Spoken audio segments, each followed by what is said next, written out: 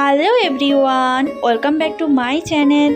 আমি পূজা। আশা করি তোমরা সবাই খুব ভালো আছো, সুস্থ আছো, আর আমিও বিন্দাস আছি। নতুন আবার একটা ভিডিওতে তোমাদেরকে অনেক অনেক ভালোবাসা ও স্বাগত জানিয়ে আজকের দিনটা শুরু করলাম। আজকে এখন থেকে সারা দিন যতটা পারবো, যা কিছু পারবো তোমাদের সাথে তুলে ধরার চেষ্টা করব। তার জন্য তোমাদের সবাইকে আমার সাথে থাকতে হবে আর ভিডিওটা কন্টিনিউ ওয়াচ করতে হবে। সকাল সকাল তোমার দাদাভাইকে ঘুমোতে না দিয়ে আমি গাছে তুলে দিয়েছি, আর তার সাথে তার একজন বন্ধুকে। কালকে রাত্রেবেলা এসেছিল, তাই সকালবেলা চা খাইয়ে দুজনকে গাছে তুলে দিয়েছি আমগুলো পেড়ে নেওয়ার জন্য। এমনিতে তো চোরের জ্বালায় আম থাকছে না, তারপর তোমাদের দাদা ভাইয়ের পায়ের প্রবলেম ছিল, তাই গাছে উঠতে পারছিল না। এই যে দেখতে পাচ্ছ এতগুলো আম পাড়া হয়েছে। কিছু আম এই যে পাকা, আর কিছু বাকিগুলো কাঁচা। আর এখনো গাছে অনেক আমই আছে, ছোট ছোট ধরছে, কিছু বড় হয়েছে, কিছু মুকুল এসেছে। এই যে দেখতে পাচ্ছ ছোট ছোট আমগুলো ধরেছে। তো ভাবলাম যে কিছুটা আম পেড়ে অন্তত রাখা যাক, যদি আচার করা যায় বা পাকিয়ে খাওয়া যায়। এমনিতে বাড়িতে রাখলেই পেকে যাচ্ছে, কারণ গাছটাতে প্রচুর আম হয়েছিল। ওই পুকুরের দিকে যে নেমে আছে ওখানে তো প্রচুর হয়েছিল।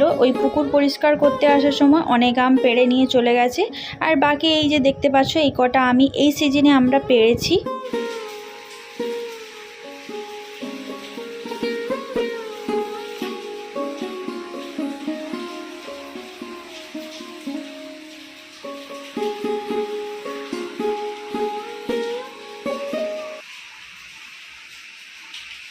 ওদিকে আম পাড়ার কাজ মিটিয়ে এখন চলে এলাম ওয়াশিং মেশিনে কিছু জামা কাপড় কাচতে দেবো। ওই যে তোমাদেরকে বললাম সকালেই উঠে আমাদের চা খাওয়া হয়ে গেছে। তারপরে যেহেতু মেঘলা করেছে, বৃষ্টিও হতে পারে, তাই বললাম যে চলো আমগুলো পেড়ে নিই, না হলে কিন্তু গাছটা ভিজে গেলে আর উঠতে পারবে না। তারপরে এখন এই এসে দেখতে পাচ্ছ ভাত বসিয়ে দিয়েছি। আর যেহেতু চা হয়েছিল, কিছুটা দুধ বেঁচে গিয়েছিল, সেই দুধটা আমি একটু ভালো করে গরম করে নিচ্ছি। আর বৃষ্টি তো অলরেডি টিপ টিপ টিপ টিপ করে পড়া শুরু হয়ে গেছে। ভাগ্যিস কিছুক্ষণ আগেই আমগুলো পেড়েছি, না হলে পারতেই পারতাম না। বলতে বলতে বর্ষাও নেমে গেছে, বর্ষাও শুরু হয়ে গেছে। বেশ ভালো লাগছে, ওয়েদারটা হালকা হালকা ঠান্ডাও আছে। ওদিকে দুধ আর ভাতটা বসিয়ে দিয়ে আমি এদিকে ঘরটা ঝাঁট দিয়ে নিচ্ছি। আর আজকে তোমাদের দাদাভাই বাড়িতেই আছে, ছুটি নিয়েছে, কারণ একটা জায়গায় যাওয়ার আছে, সেখানে যেতেই হবে, সেই কারণে ছুটিটা নেওয়া। তাই আমি খুব তাড়াতাড়ি উঠে রান্না বান্না করে নিচ্ছি। আর তোমাদের দাদাভাইয়ের যে বন্ধুটা এসেছে ও তাড়াতাড়ি বেরিয়ে যাবে 10:30 পৌনে 11টার দিকে, তার জন্য একটু তাড়াতাড়ি রান্না করে নিলে ও তাহলে খেয়ে যেতে পারবে। রাতে যখন কালকে এসেছিল তখন আমি আর ভিডিও করিনি, কারণ সবাই তো ক্যামেরা কমফোর্টেবল নাও হতে পারে, তাই আমার খুব একটা ভালো লাগে না। তাই সবসময় সবাইকে ক্যামেরার মধ্যে নিই না, যতটুকু না নিলে নয় তখন আমি নিই। তো তখন গাছে উঠেছিল, তাই তখন তোমাদেরকে এক ঝলক দেখিয়েছিলাম। কিছু কন্টেনার জমে গেছিলো, তাই কন্টেনারগুলো একটা পেপারের মধ্যে ভরে আমার যে ওইখানটার উপরে যে স্টোর ছাদের মতো আছে ওখানে আমি রেখে দিলাম। তো এখন চলে এলাম কুলারে জল দিতে। আর বৃষ্টি যদিও হালকা হালকা কম বেশি প্রত্যেকদিন হচ্ছে, কিন্তু গরম খুব একটা কমছে না। রাত্রেবেলা কুলার চালাতেই হয়, কারণ দরজা জানলা যখন বন্ধ হয়ে যায় খুবই গরম করে। আর ফ্যানের ভোল্টেজ তো একদমই থাকে না, ফ্যান তো একদম যেন ঘোরে না, আর ঘুরলেও গায়ে হাওয়া লাগে না, তাই রাত্রেবেলা প্রত্যেক দিনই চালাতে হয় কুলার। আর কারেন্টের বিল তোমাদের কার কেমন আসছে জানিও। আমার তো প্রচুর কারেন্টের বিল আসছে, এক মাসে আমার 2000 টাকা কারেন্টের বিল চলে এসছে। তো মোটামুটি কুলারের জল ভরা হয়ে গেছে, তারপরে কিছু হালকা জল পড়েছিল সেটা একটু মুছে নিলাম। তারপরে এখন চলে এলাম জামা কাপড়গুলো কাচতে দিয়েছিলাম, সেগুলো এখন ধোয়ার জন্য। তো কাজ মোটামুটি শেষই হচ্ছে না। আর ওদিকে দেখতে পেয়েছো আমার বর মশাই বিছানায় একদম লম্বা হয়ে শুয়ে আছে, শুয়ে শুয়ে গেম খেলছে। বাড়িতে থাকলে ছুটি থাকলে ওর এটাই কাজ, বলে বলেও কোনোদিন হয় না। অনেকক্ষণ ধরে বলছিলাম যে কুলারে জলটা ভরে দাও ভরে দাও, বললো না বলে লাস্টে আমি গিয়ে ভরলাম। আর এখন ভাবছি ঘরটা মুছবো না, ঘরটা একটু পরে মুছবো যখন আমি স্নান করতে যাব, কারণ এখন যদি ঘরটা মুছি না বারবার এই হাঁটাচলা করবে, পায়ের ছাপগুলো পড়ে যাবে। আর সত্যি কথা বলতে ঘর মোছার পরে এই পায়ের ছাপ পড়লে না আমার মাথা মাথাটা প্রচন্ড গরম হয়ে যায়, বিরক্ত লাগে আমার, দেখতে তো বিচ্ছিরি লাগে আর প্রচন্ড রাগও ধরে আমার। কাজের ফাঁকে ফাঁকে গিয়ে ফ্যানটাও ঝরিয়ে এসেছি, তারপর একটা তরকারিও বসিয়ে দিয়েছি। আর এদিকে জামা কাপড়গুলো তাড়াতাড়ি না কেচে নিলেও তো হবে না, অনেকক্ষণ ধরে ভেজানো হয়ে আছে। আর বাইরে ভাবছিলাম মেলবো, কিন্তু টিপ টিপ করে বৃষ্টি কখনো পড়ছে কখনো রোদ দিচ্ছে, তাই ভাবলাম না চলো বারবার ওঠা তোলা করতে করতে তার থেকে বরং বারান্দাতে মেলে দেওয়াই ভালো, কারণ যেহেতু জায়গাটা বারান্দাতে অনেকটাই আছে, তাই এখন জামা কাপড়গুলো সব মেলে নিচ্ছি। তো তাড়াহুড়ো করছি তার একটাই কারণ, ওইদিকে একজন খেয়ে যাবে, আর ওই যে বললাম তোমাদেরকে ওর বন্ধু, আর আমরাও বেরোবো, তার জন্য আমাকে একটু তাড়াহুড়ো করে কাজগুলো মিটিয়ে নিতে হচ্ছে।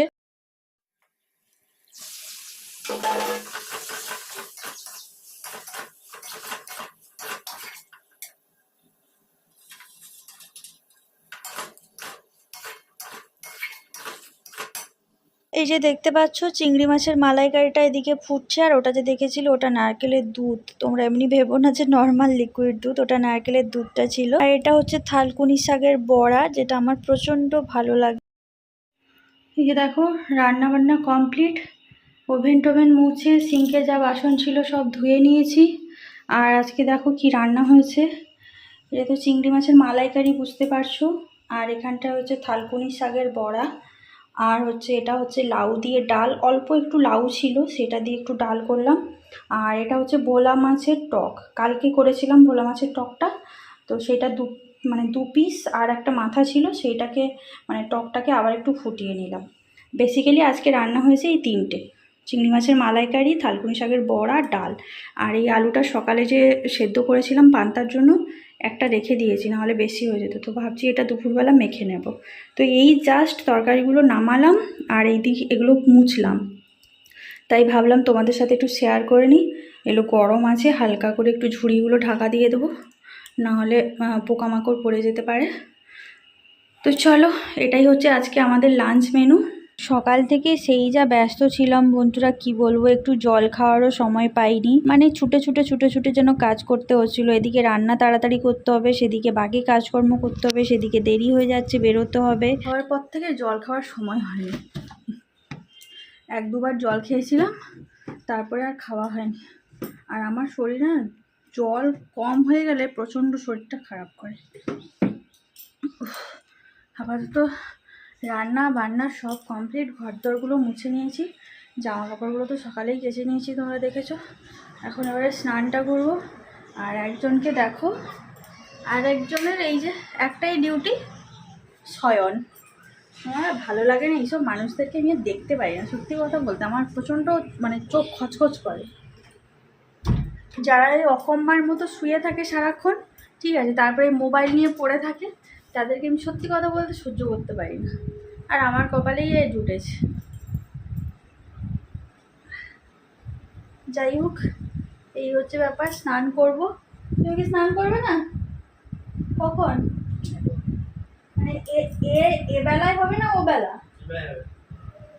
তো যাই হোক, আমি আর কাউকে কিছু বলবো না, আমার মোটামুটি কাজবাজ সব শেষ। স্নান করব, পুজো দেবো।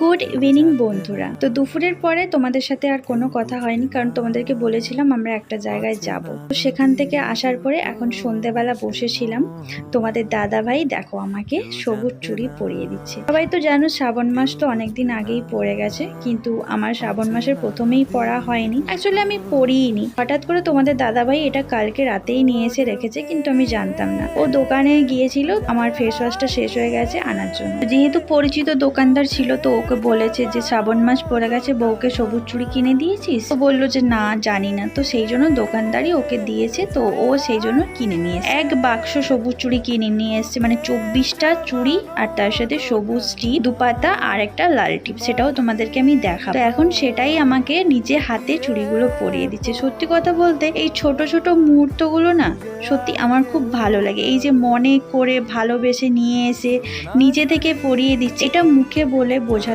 আমি পারবো না। তো এর আগে বিয়ের পরে আমি কোনোদিনও পরিনি, জানতাম সবুজ চুড়ি কেন পরে, কিসের জন্য পরে, তো কিন্তু কোনোদিনও পরা হয়নি। ওই যে বর নিজে হাতে নিয়ে আসেনি, তাই আমি কোনোদিনও পরিনি। যেহেতু এবছর নিজে হাতে নিয়ে এসে নিজে হাতে পরিয়ে দিচ্ছে, তার জন্য আমার প্রচন্ড ভালো লেগেছে, তাই আমিও পরে নিলাম। চুড়িগুলো একটু বড় হয়ে গেছে, একটু ছোট হলে ভালো হতো। যেহেতু ও জানে না, হাতের মাপ না জেনে অনুমান করে নিয়ে এসছে, তো তার জন্য সামান্য একটু বড় হয়ে গেছে। এবারে বলি শ্রাবণ মাসে কেন সবাই সবুজ চুড়ি পরে। অ্যাকচুয়ালি পুরাণ মতে শ্রাবণ মাসটা হলো মহাদেবের জন্ম মাস। শ্রাবণ মাসে হয়েছিল সমুদ্র মন্থন। শ্রাবণ মাসটা হচ্ছে পার্বতী দেবীর উপাসনার মাস।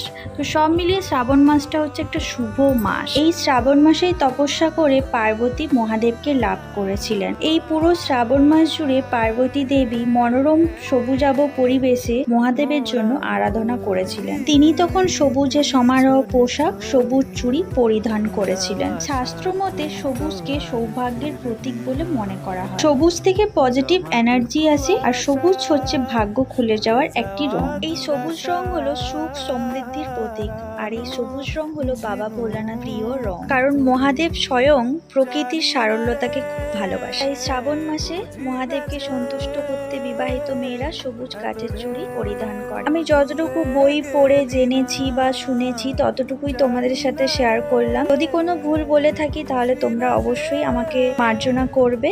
এই শ্রাবণ মাসের চুড়ি পরা নিয়ে তোমাদের কার কি মন্তব্য, তোমরা আর কে কি জানো সেটা অবশ্যই কমেন্ট করে কমেন্ট বক্সে জানাতে পারো। এই দেখো, এটা একটা টিপ, সবুজ টিপ, এই যে একটা সবুজ টিপ, আর এটা হচ্ছে লাইট, একদম টুকটুকে টুকটুকে লাল। আর এখানে এই যে এক বাক্স চুড়ি, এখানে আরো আছে টোটাল 24টা, একটা সেট। কেমন লাগছে তো শ্রাবণ মাসে আমিও পরে নিলাম হারা হারা চুড়ি, সবুজ চুড়ি। চুড়িগুলো একটু বড় হয়ে গেছে, একটু ছোট হলে ভালো হতো। আমার হাতগুলো তো এরকম সরু সরু পাটকাঠির মতো। থ্যাংক ইউ, ভালো লাগছে গো আমাকে। সবুজ সবুজ সব দেখো, টিপটাও দেখো সবুজ সবুজ, টুক টুক টুক করে পরে নিয়েছি।